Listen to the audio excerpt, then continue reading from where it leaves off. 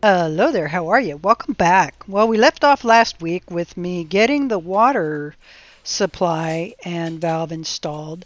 I had zero leaks, so it is time to move on to the rest of the hardy board, the drywall, getting everything taped off, and then getting it waterproofed. Now, I'm going to be using a product today. It's called Aqua Defense. I personally did not care for how it went on. I have a preference towards Red Guard. Again, it's just my personal preference. We will see how well this holds up. So the first thing I had to do here was try to get some kind of a system going, and I found that especially with these metal studs, pre-drilling the hardy board is key.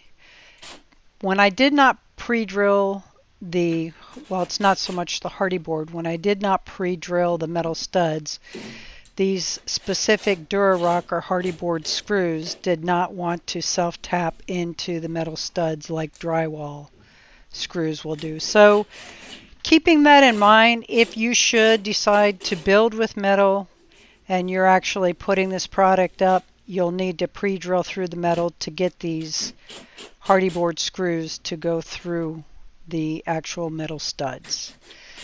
Once I was able to figure that little learning curve out, the rest of it just flowed like butter. It was just a piece of cake.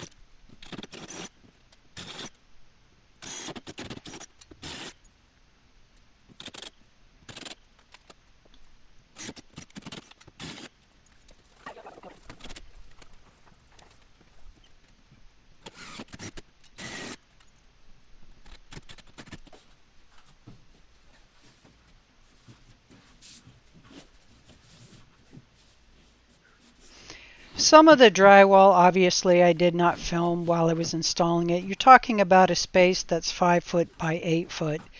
So to try to film and bring these big sheets of drywall in was just kind of like a gong show. So, yeah. If you've seen one piece of drywall hung, you've seen it all. So prior to putting this sheet up here, I went ahead and got my measurement for my shower head spout. Shower head spout went in just like butter. Now it's just a matter of me attaching this drywall and then moving on to the waterproofing.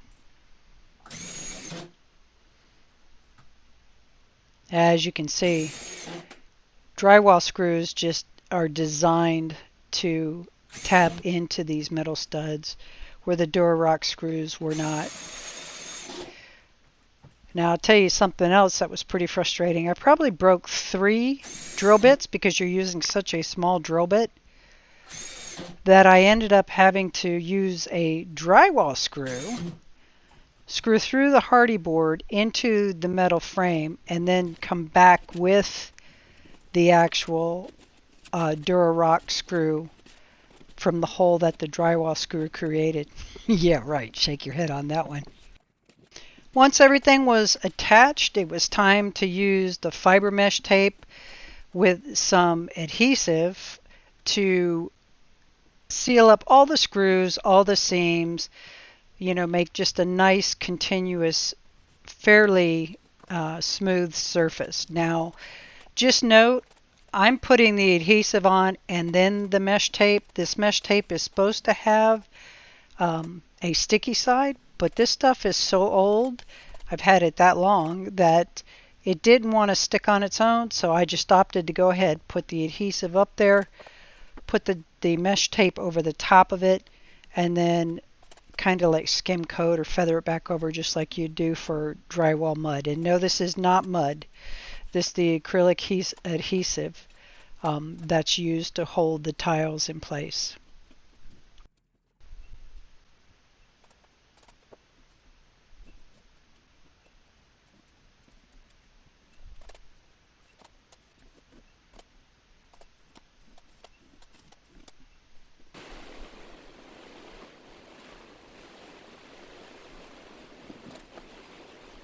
Sorry about the background noise. We had a typical Florida afternoon thunderstorm move in.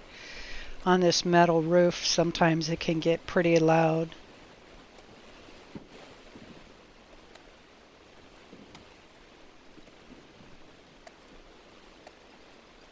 Again, this is all just the pre-waterproofing. You want to make sure all your screw holes are filled. Yes, I got carried away with how many screws I put on, I know.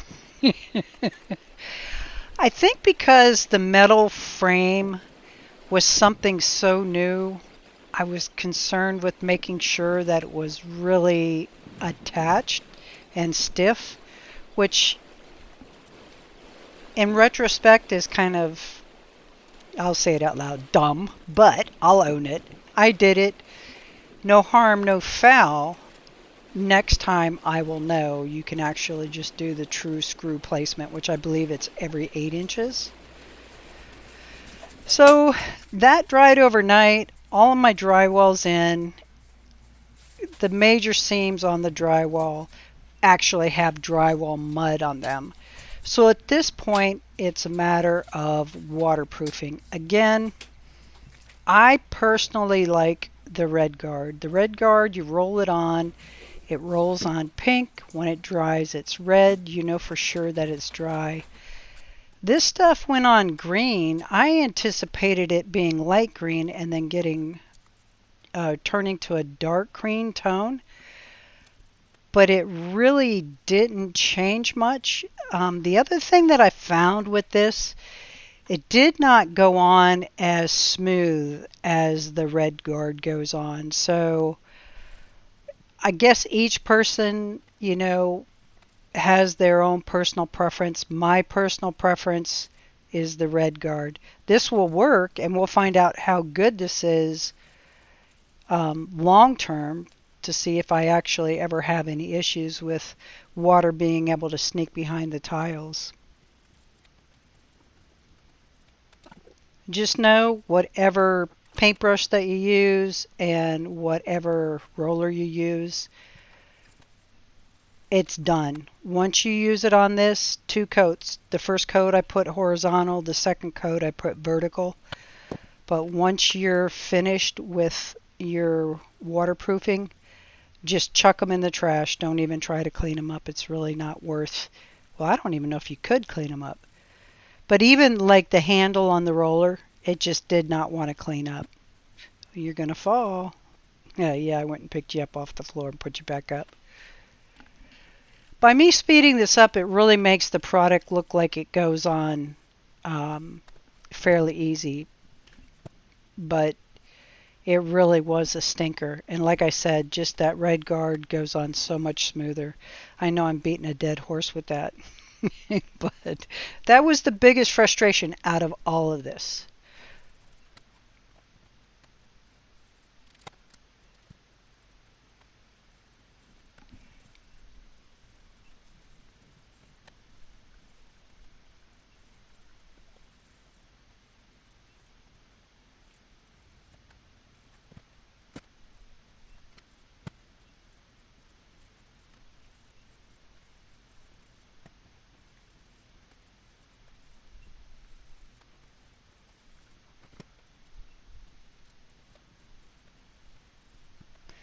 And there you have it. That's 2 complete coats. Next video will be all about tiling. Alrighty then. I want to thank you all for stopping by. Have an absolutely wonderful and blessed day.